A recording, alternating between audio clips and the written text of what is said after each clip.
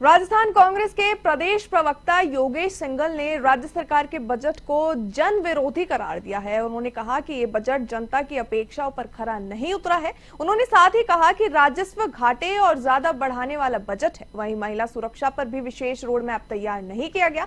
ऐसे में इस मौके पर बसपा के पूर्व जिला प्रभारी कैलाश गौतम का कहना है कि भरतपुर के लोगों को राजस्थान सरकार से काफी आशाएं थी, लेकिन सरकार का बजट भरतपुर की जनता की अपेक्षाओं पर खरा नहीं उतरा।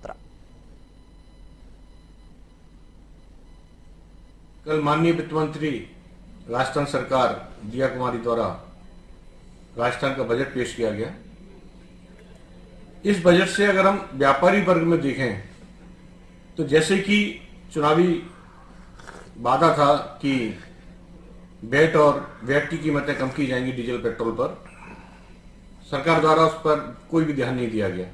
इसके अतिरिक्त भरतपुर जिले की अगर मैं बात करूं, हमारी सबसे बड़ी मांग थी कि मंडी टैक्स सरसों पर खत्म किया जाए, जिससे भरतपुर से बाहर जो सरसों जा रही है उसको रोका जा सके। इस ओर भी सरकार ने कुछ नहीं किया।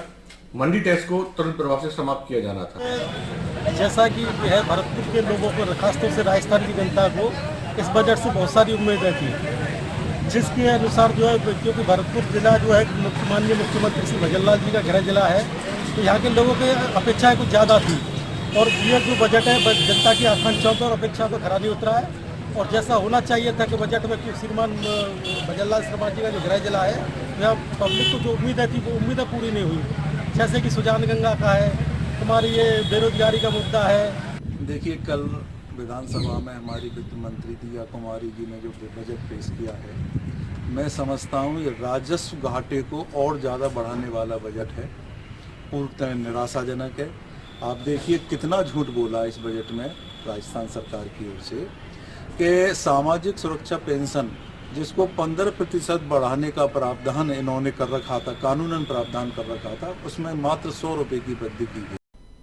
उप मुख्यमंत्री और वित्त मंत्री दिया कुमारी की ओर से प्रस्तुत राजस्थान बजट 2025 में जहाजपुर कोटड़ी विधानसभा क्षेत्र को कई सौगातें दी गई, जिससे क्षेत्र की जनता में खुशी की लहर है। ऐसे में विधायक गोपीचंद मीणा ने कहा कि ये बहुत ही शानदार बजट है। कोटड़ी चिकित्सालय को उप जिला चिकित्सालय में क्रमोन्नत करने के साथ ही सवाईपुर पशु चिकित्सालय को प्रथम श्रेणी पशु चिकित्सालय में बढ़ा दिया गया है। तो वहीं रेडवाज में 33/11 केवी जीएसएस, रोडव्यास में नवीन औद्योगिक क्षेत्र, बडला से सोमपुरा तक सड़क समेत कई अहम घोषणाएं की गई। आज राजस्थान सरकार ने राजस्थान के लोकप्रिय मुख्यमंत्री भजनलाल शर्मा के नेतृत्व में आदरणीय दिया कुमारी उप मुख्यमंत्री महोदय ने बजट पेश किया। बजट की मैं सराहना करता हूं। राजस्थान के 8 करोड़ प्रदेशवासियों के लिए बजट शानदार रहा, अच्छा रहा। हर वर्ग के लिए, किसानों के लिए, महिलाओं के लिए, युवाओं के लिए, विशेषकर युवाओं के लिए हमारी सरकार ने जो विधानसभा चुनाव में वादा किया था, उस वादे में से 57% तो पूर्व के बजट में कर लिया। और इस बार युवाओं को रोजगार देने के लिए 1.25 लाख नौकरियों नियुक्तियों देने का और गैर सरकारी नौकरियां 1.5 लाख देने का घोषणा किए। मैं आदरणीय मुख्यमंत्री जी का और उप मुख्यमंत्री जी का आभार प्रकट करता हूं। राजस्थान की 8 करोड़ जनता की ओर से और जहाजपुर विधानसभा क्षेत्र की जनता की ओर से और भीलवाड़ा मेवाड़ की जनता की ओर से मुख्यमंत्री महोदय का, उप मुख्यमंत्री महोदया का हृदय से धन्यवाद, आभार प्रकट करता हूँ। भूसावर के प्राचीन दीवान वाले हनुमान जी महाराज मंदिर में श्री शिव महापुराण कथा का शुभारंभ हुआ। कार्यक्रम की शुरुआत भव्य मंगल कलश यात्रा के साथ की गई। कलश यात्रा में भूसावर और आसपास के गांवों से 751 से अधिक महिलाएं शामिल हुई। महिलाओं ने रंग बिरंगे परिधान पहन और ध्वजों पर नृत्य किया। यात्रा मंदिर प्रांगण से शुरू होकर मुंडियारा राजा मंडी से होते हुए मुख्य बाजार और पुरानी अनाज मंडी होते हुए वापस मंदिर पहुंची।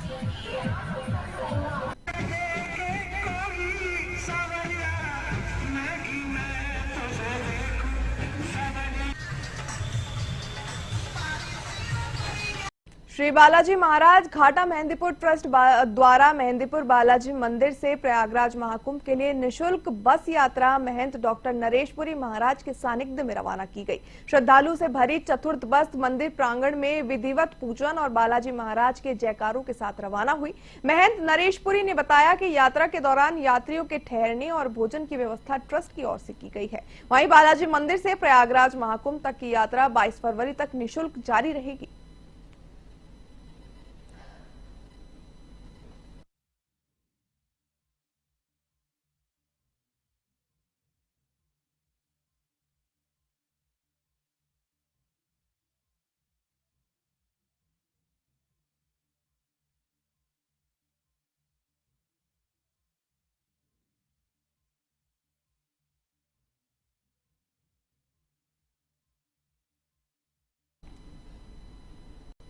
भजनलाल सरकार ने राजस्थान विधानसभा में अपना दूसरा बजट पेश किया। बजट में हर क्षेत्र और वर्ग के लिए राहत देने का प्रयास किया गया। तो बजट को लेकर दौसा के व्यापारियों ने बजट को सर्वसमावेशी बताया और विश्वकर्मा युवा उद्यमी योजना की घोषणा को स्वागत योग्य कदम बताया है। उन्होंने कहा कि इससे युवा व्यापारियों को नए उद्यम स्थापित करने में काफी मदद मिलेगी। नए स्टार्टअप्स को नेटवर्क उपलब्ध कराने के लिए हेल्प डेस्क की सुविधा को व्यापारियों ने सराहनीय कदम बताया है। ऐसे में व्यापारियों ने सिंगल विंडो क्लियरेंस सिस्टम में सुधार की तारीफ करते हुए कहा कि इससे व्यापारियों को दर दर नहीं भटकना पड़ेगा।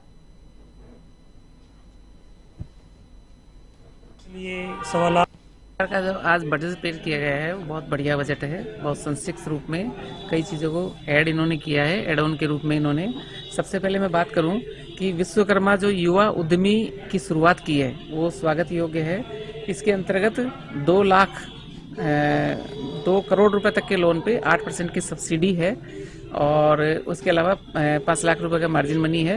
ये दोनों ही नवीन उद्यमियों के लिए एक संजीवनी बूटी की तरह काम करेगी। बहुत अच्छी शुरुआत और बहुत अच्छी पहल है और सरकार का स्वागत इसमें करते हैं। सभी वर्गों का इसमें ध्यान रखा है। अच्छा बजट है। युवाओं के लिए 1.25 लाख नौकरियों की घोषणा की है, लेकिन सरकार को उनको धरातल पर उतारना चाहिए जिससे युवाओं को फायदा मिल सके।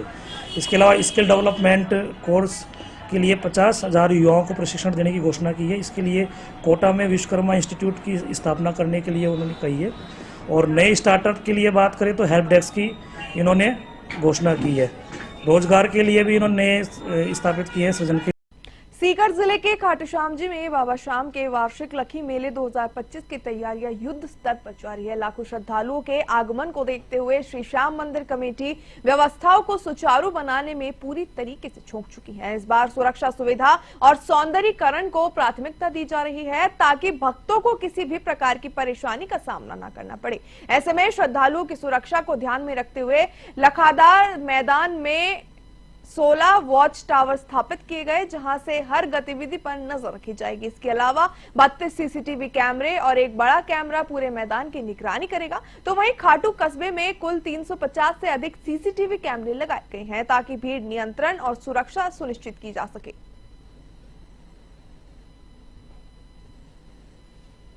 रिंगर से अपना डाइवर्जन है जो चार ग्राउंड की तरफ जाएगा।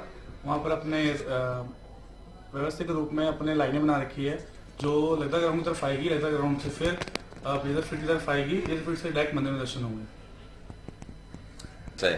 सर मेडिकल फैसिलिटी दी गई है अपने यहाँ और पानी की व्यवस्था, पानी के टैंकर्स रहेंगे, पुलिस रहेगी, प्रशासन रहेगा, मेडिकल डॉक्टर्स रहेंगे और सेवादार। किशनगढ़ विधानसभा क्षेत्र के बोराड़ा क्षेत्र में स्थित पांडरवाड़ा गांव में 20 वर्षीय युवती रोशन की गला रेत कर बेरहमी से हत्या कर दी गई। युवती का शव मिलने से पूरे इलाके में सनसनी फैल गई। तो घटना की सूचना मिलते ही पुलिस तुरंत मौके पर पहुंची और मामला दर्ज कर जांच शुरू कर दी। जिला पुलिस अधीक्षक एसपी वंदिता राणा भी घटनास्थल पर पहुंची और आवश्यक दिशा निर्देश जारी किए। वहीं मृतका के परिजन ने आरोपियों की गिरफ्तारी में देरी को लेकर कड़ा आक्रोश जताया। मामले की गंभीरता को देखते हुए इलाके में कुछ समय के लिए मुख्य सड़क पर जाम की स्थिति तक पैदा हो गई। ऐसे में पुलिस प्रशासन के अधिकारी परिजनों और ग्रामीणों को समझाने का प्रयास कर रहे हैं ताकि पोस्टमार्टम प्रक्रिया समय से पूरी हो जाए और 4 थाने से पुलिस तैनात कर संदिग्ध को डिटेन भी किया गया।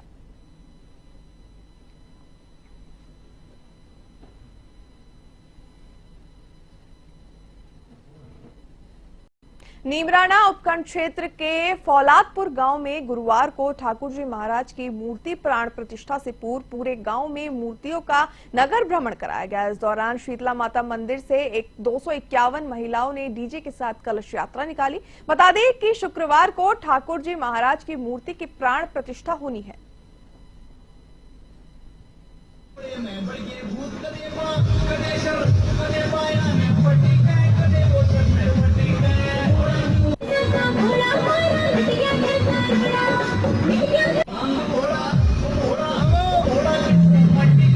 ग्राम पंचायत रामदेवरा में प्रधानमंत्री आवास योजना के तहत ऑनलाइन फॉर्म भरे गए थे, जिसमें ग्रामीणों द्वारा भी बड़ी संख्या में ऑनलाइन फॉर्म भरे गए। फॉर्म भरने के दौरान कई प्रकार की छोटी बड़ी कागजी गलतियां हुई। उनकी शुद्धि के लिए ग्राम पंचायत रामदेवरा में शिविर लगाकर ग्रामीणों को राहत पहुंचाई गई। शिविर में अपने फॉर्म को सही करवाने के लिए लाखों की तादाद में ग्रामीण पहुंचे।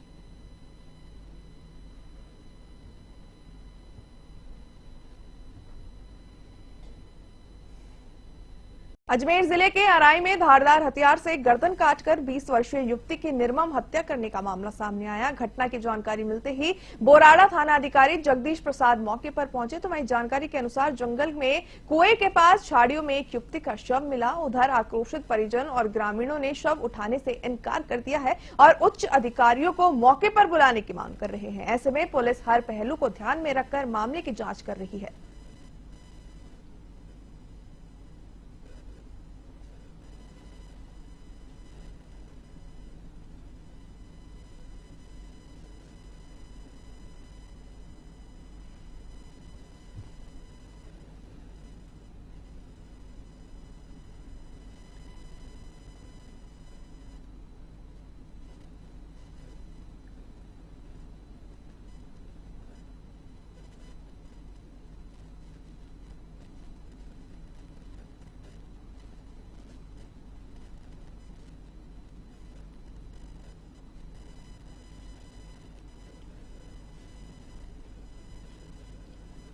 श्री दिगंबर जैन समाज के तत्वाधान में श्री मज्जिनेन्द्र मानस्तंभ पंचकाल्यक प्रतिष्ठा महोत्सव का आयोजन किया गया। बुधवार को भगवान के गर्भ और जन कल्याण की क्रियाएं की गई। भगवान की माता के गर्भ कल्याणक में इंद्र की सभा हुई और सभी क्रियाएं संपन्न की गई। श्री महाराज की आहारचार्य महेश चंद मुकेश कुमार राकवा के निवास पर की गई। इस मौके पर भारत का स्टैच्यू का लोकार्पण पूज्य महाराज श्री के सानिध्य में धर्मपरायण श्रेष्ठी अशोक कुमार पटनी और सुशीला पटनी किशनगढ़ वालों की ओर से किया गया।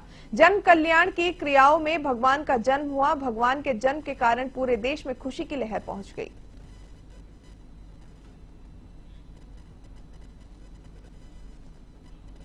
बानसूर में अचानक मौसम ने करवट ली और तेज अंधकार के साथ जोरदार बारिश का दौर शुरू हो गया। तेज अंधड़ ने बानसूर में तबाही मचा दी। वहीं आपको बता दें, बानसूर सहित आसपास के इलाकों में कच्चे छप्पर उड़ गए, टीन शेड से बने मकान धराशायी हो गए। तो वहीं उपखंड अधिकारी अनुराग हरित ने बताया कि नीमूचाना में बिजली गिरने से एक गाय की मौत हो गई। वहीं बानसूर क्षेत्र में तकरीबन 20 बिजली के पोल और करीब 10 ट्रांसफार्मर गिर चुके हैं। आपको बता दें, बिजली सप्लाई बानसूर सहित आसपास के इलाके इससे प्रभावित हुए।